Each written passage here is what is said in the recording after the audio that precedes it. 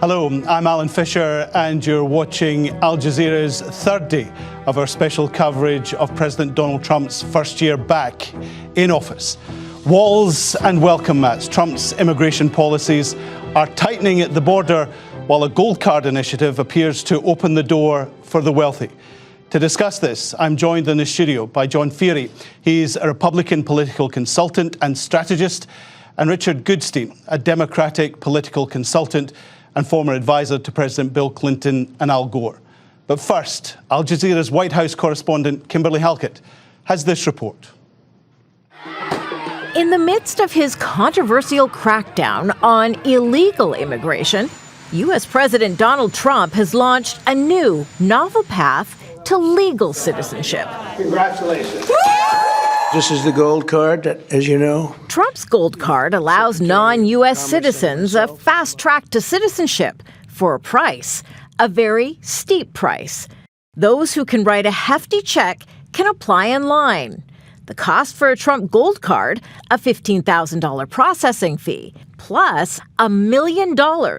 For $5 million, a platinum card. It offers foreign nationals up to 270 days in the United States without being subjected to U.S. taxes on non-U.S. income. Essentially, it's the green card on steroids. Pay-to-play immigration isn't new. Other countries have similar schemes in place. In El Salvador, citizenship can also be purchased for $1 million. Citizenship in Turkey costs $400,000. And Greece offers a golden visa for nearly $300,000. Trump's gold card immigration has already generated more than $1 billion. The U.S. Treasury is using the funds to reduce America's national debt.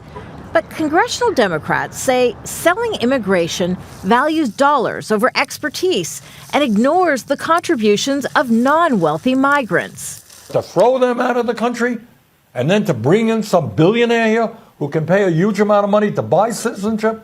Wow, that ain't what this country, in my view, is supposed to be about. We will be swearing in Migrants like movie star and former California governor Arnold Schwarzenegger, the founders of YouTube, and even Nobel Prize physicist Albert Einstein, who've all influenced American culture, could now be excluded.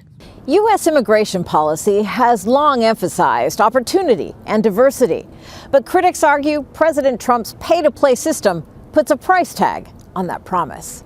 Kimberly Halkett, Al Jazeera, the White House. As I said, with me here in the studio is John Feary and Richard Goodstein. John, famously on the Statue of Liberty, bring me your poor, your huddled masses. $1 million gold card isn't exactly bring me your poor, is it? When Donald Trump got elected, he promised two things, and they're somewhat at conflict. One was to get rid of illegal immigration, and the other was to grow the economy. The tension there is a lot of what you get with economic growth comes from immigrants, and has throughout our national history. I think what Trump has been saying to his constituents, the Republicans, we need to do something to cure this illegal immigration problem, and we need to make the immigration system work for the American people. And a lot of Republicans really support what the president's doing, especially on the illegal immigration front. Where the president gets in trouble with his base is when he does things like H-2B visas, which are high-tech visas. And I'm not sure how popular this golden visa is. I mean, the fact is that the Republican Party is much more populist, and they don't really love billionaires as much as Donald Trump does. And so this could, in the long term, not be a political winner for him, but he believes it'll help grow the economy and also get all these really rich people in the United States. And for Trump, a lot of what he wants to do is attract investment in the United States. Richard, you helped Bill Clinton with immigration policy famously. The White House says it's raised $1.3 billion from the gold card. It's a good idea. Do you wish you'd thought of it? I will confess, I don't put a lot of stock in numbers like that, just like I don't put a lot of stock in a lot of what Donald Trump says as being factually accurate. Look, pay to play, as was described in this package, is exactly Trump's logo about everything. Try to get a pardon, pay him a lot of money. You could be a two-time felon and he'll pardon you. Beat up cops on the steps of the Capitol. If you pay enough, if you bow in the right direction, you get your pardon. Okay? So here you might have some wealthy sheikh with a bunch of kids. $1 million doesn't mean anything to that person. It's not to say they're going to add anything to the economy just because they have to be the offspring of some super wealthy person. So I think it's kind of a distorted way of addressing immigration. The fact is, yes, Einstein couldn't have afforded it, and the head of Google and all these other companies, they could not have afforded it. And look what talent we kind of brought in. So I just think it's kind of a cartoonish way, as in my perspective, a lot of what Trump does on a policy front, approaching immigration, saying, if you pay me a lot of money. And honestly, I think ultimately he's going to put his name on this gold card in some fashion, as he has on the Kennedy Center, as he'll do on this ballroom he's building, as he's going to do in this arch that he's going to build near Washington. I just think it's all about what can reflect glory on him, less, frankly, about the U.S. economy. But other countries charge for citizenship. And when does the U.S. model its behavior off El Salvador and Turkey? With all due respect, that's not classically who we look to and say, well, if it's good for El Salvador, it's got to be good for the U.S. I'm sorry. That's not, over our history, what the United States has done. We've made a decision about what's good for the integrity of this country, what's good for its growth. And I don't think pay to play is the name of that game. John, what do you think came first, the name or the idea? It's a really good question. Trump likes gold. He likes gold in the Oval Office. If you looked at his residence, he's a big gold fan. So calling this the gold visa, I'm sure it came from him. But also, I think it came from a lot of his friends who said, we want citizenship in the United States. And guess what we're going to do? We're going to pay to get in there. And it is pay for play. There's no question about that. But I think that Trump sees value in having people that he likes and that he knows and he believes will bring in lots more investment in the United States. Well, the one success, Trump has had a couple of successes in his first year. One is cutting off illegal immigration. The numbers are pretty overwhelming. The other is attracting foreign investment. And instead of just attracting foreign investment, he's attracting foreign investors. And I think Trump views this as a positive for economic growth for the United States and for the American people. Well, on his first day in office, 20th of January last year, one of the first, if not the first, executive order he signed was to stop the invasion of America by illegal immigrants. Was it an invasion? Is that just overplayed? Over the last 4 years, the 4 years of the Biden administration, the numbers were overwhelming. 11, 12 million people came here, many of them undocumented. We still have huge numbers of citizens or illegal aliens in the United States who are not documented. And what that does, and one of the positives of that is it drives down wages and makes things a little bit more affordable. But what it also does is it disenfranchises American citizens and people who came here the right way. And it is actually really anti-worker when you have all these illegal aliens coming in. And yes, it had really the last 2 years of the Biden administration, because during COVID there was not much mass immigration, but the last 2 years has overwhelmed the borders. And we saw it on TV. So yeah, there was a big influx. Richard, would you be really annoyed if you were in the queue to become a citizen? You'd done all the things that they asked you to do, you'd taken all the exams, all the tests, and suddenly you're bumped down the line because someone's got $1 million? Look, I think the fact of the matter is, it's not just true for the people who had the $1 million. I think there were people who were in this country who came through perfectly legally, who were Latino. And they look at all these people crossing the border, and they resented the fact that, hey, I jumped through all the hoops. How come they're not? The problem now politically for Trump is that those same people now look on TV and see how anybody who seems to be Latino is getting the crap beat out of them by these ICE people in Minnesota and elsewhere. And they say, that's not who I supported. That's not what I had in mind. They talked about the worst of the worst being deported criminals, not somebody who happens to be a shopkeeper who was here and their parents brought them here when they were children. But that's what's happening. And therefore, yes, I think there's resentment all over. And I think if you had the $1 million and somebody was waiting in line, yes, that would stick in the craw. But Stephen Miller said back in 2024, we will use the vast arsenal of federal powers to implement the most spectacular immigration crackdown.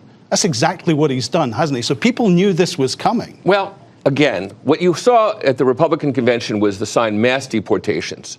And they look, we all know this phrase, the worst of the worst. That's who they were going to go after. And I think Stephen Miller and others around him have kind of an element of sadism. And they look at these people getting beaten up, and they actually to them, that's a win. That's a win. because that's exactly what they have in mind. They think it sends a message to everybody else, get out of the country, because that could be you getting your skull cracked, getting shot.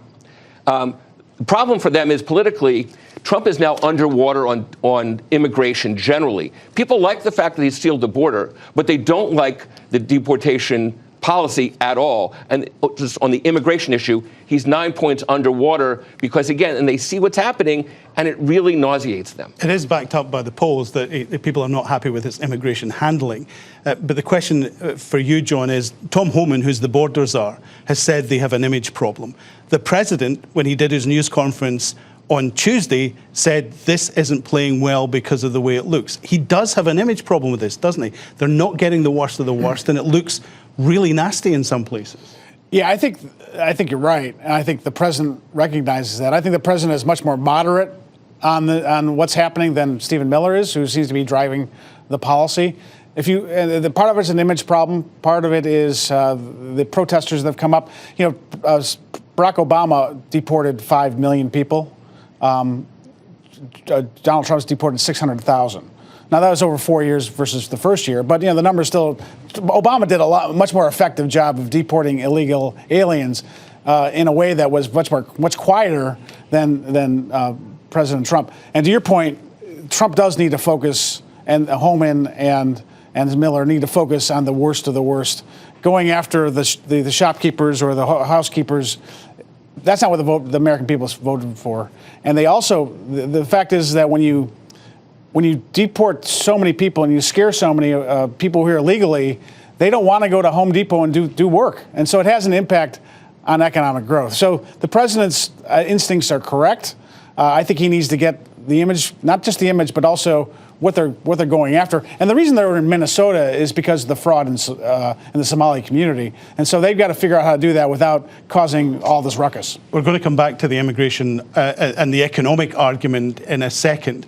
As both gentlemen have said, US Homeland Security says border crossings are down by 93% in the year since President Trump returned to the Oval Office, and more than 2.5 million undocumented immigrants have left the country. Al Jazeera's Heidi Jo Castro returns to McAllen in Texas, a hub of unauthorized border crossings under Biden, and now a much quieter place. This raft was once used by migrants to cross from Mexico, that's the land across this river, to where I stand now, U.S. soil. But this raft is old. It hasn't been touched for more than a year, I'm told by local authorities. Not since Donald Trump returned to office and closed this border. We're getting a rare look at the border through Trump's wall and alongside a local investigator, Oscar Barron, with the Penitas Police Department. We've seen a decrease in people crossing. I think there's a direct link to that he indeed closed the border. I do believe that. At the height of the migrant crisis before Trump's return, thousands of people would walk through these trails looking for U.S. Border Patrol to turn themselves in hopes of being allowed into the country. Now no one is being allowed in, and the number of migrant encounters has dropped 95%.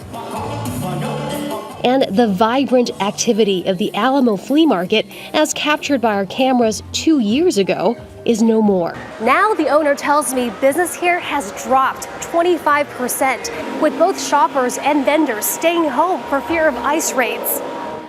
Among the many immigrants who once worked at the market, only the brave remain. We last spoke with Ana Sofia before Trump's inauguration.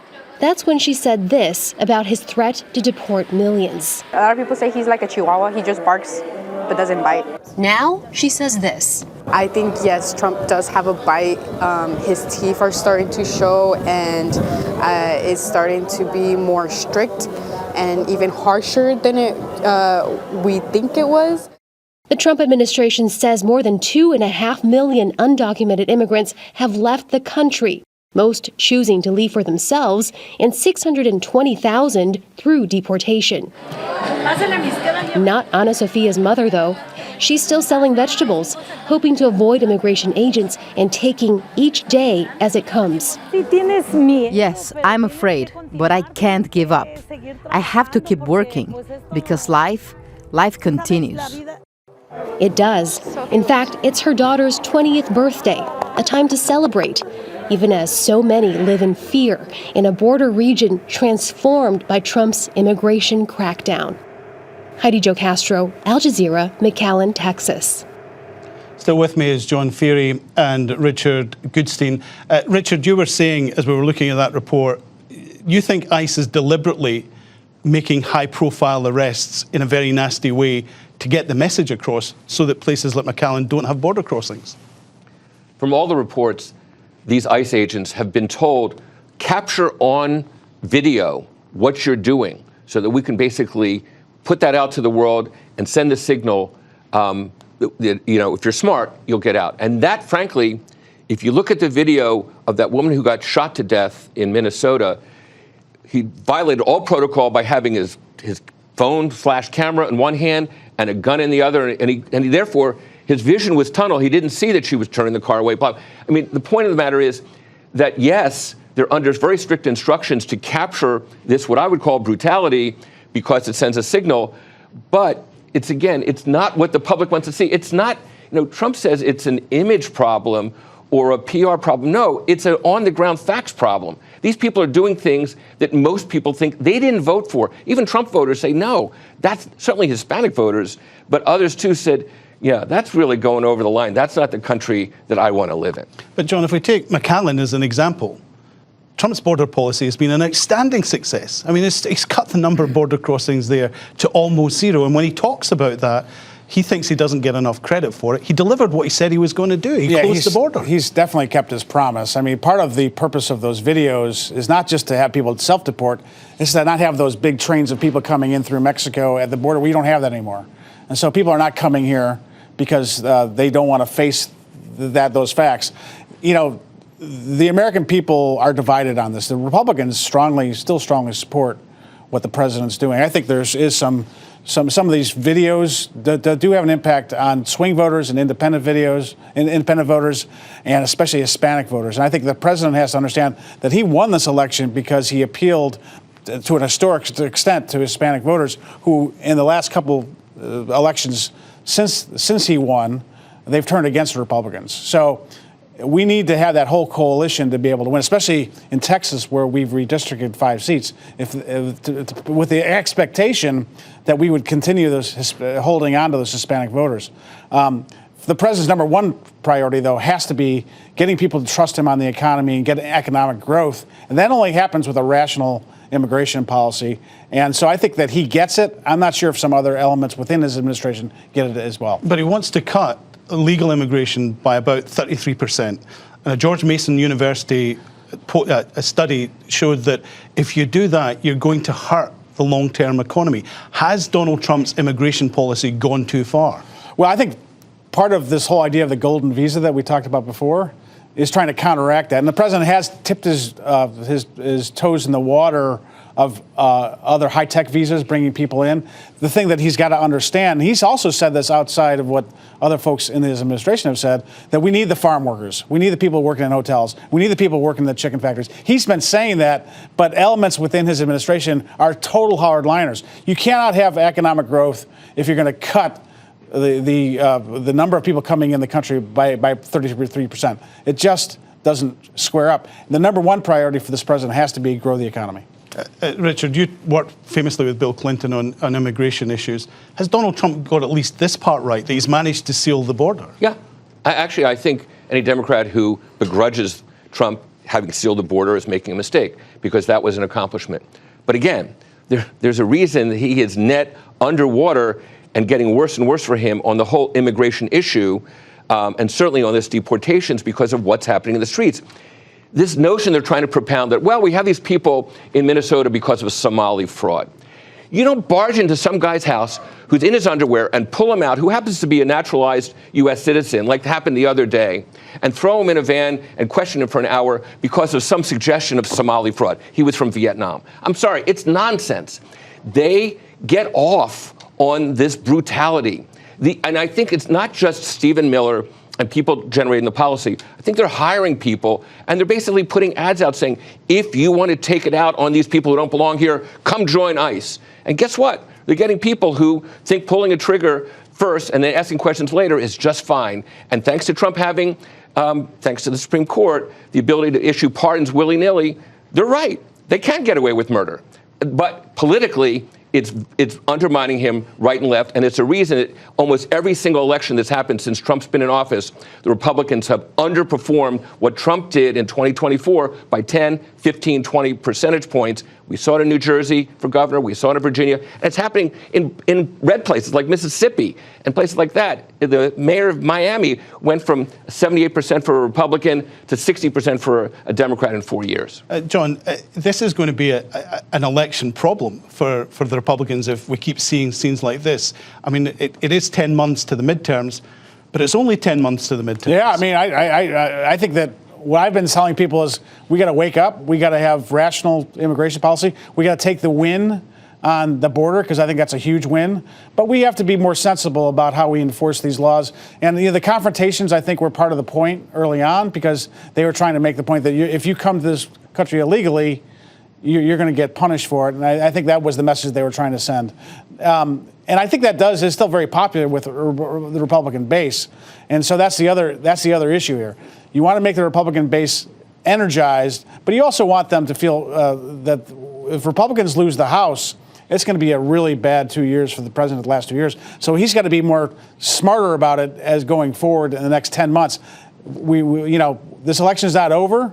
But if the Republicans don't make a course correction on some of these enforcement actions, it's going to be bad for them. Richard, how do the Democrats make this an electoral win for them? Because if they go with the message of let's abolish ICE, it's a bit like let's abolish the police. That isn't going to go down well with average voters. How do they make this a political liability for Republicans?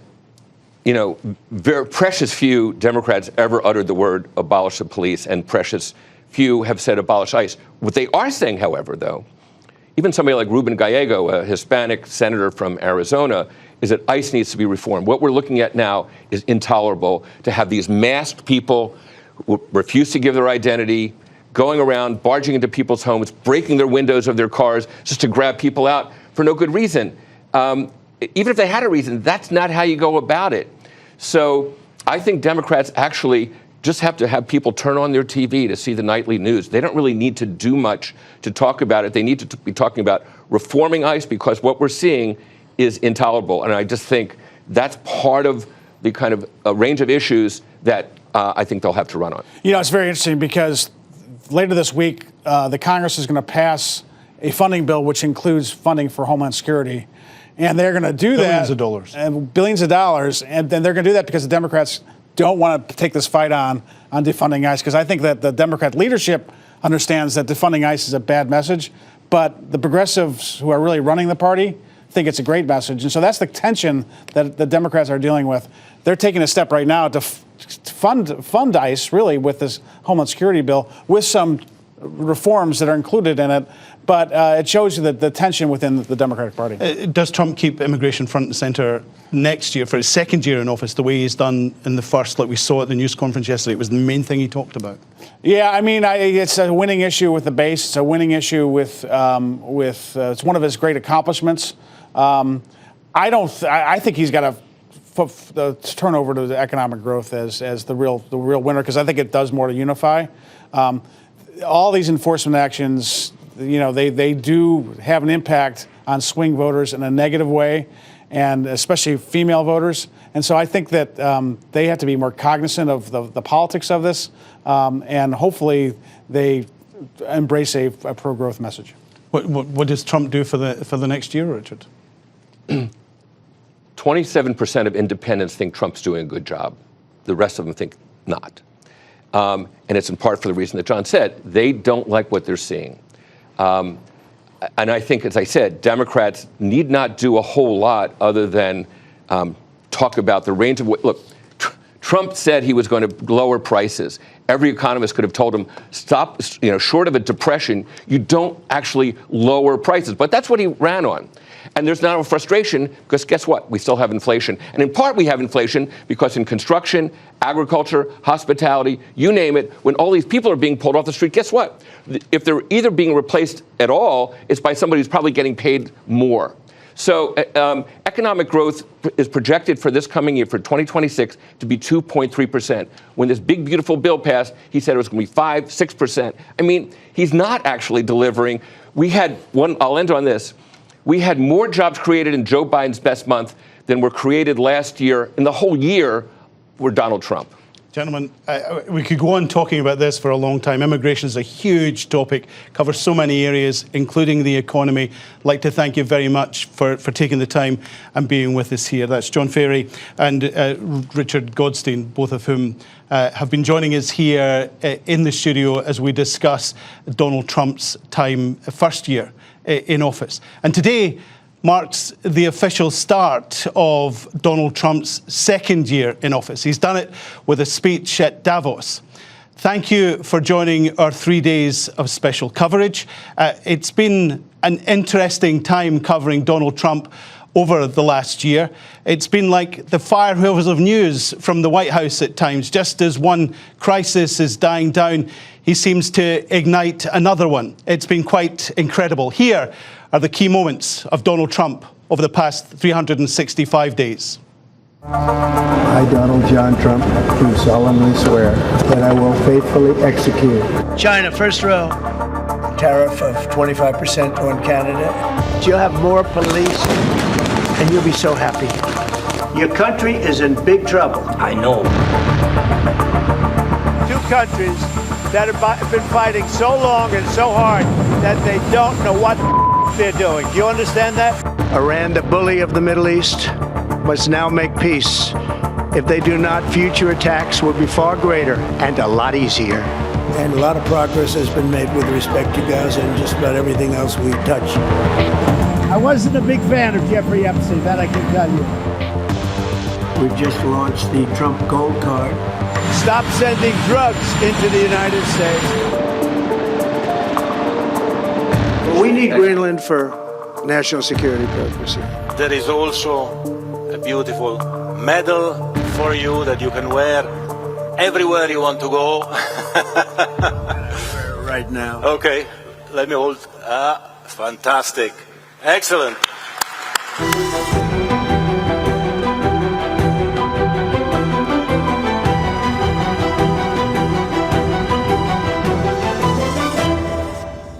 Don't miss out, get the full picture. Subscribe to Al Jazeera for reliable news and expert insights. Like, share, stay ahead.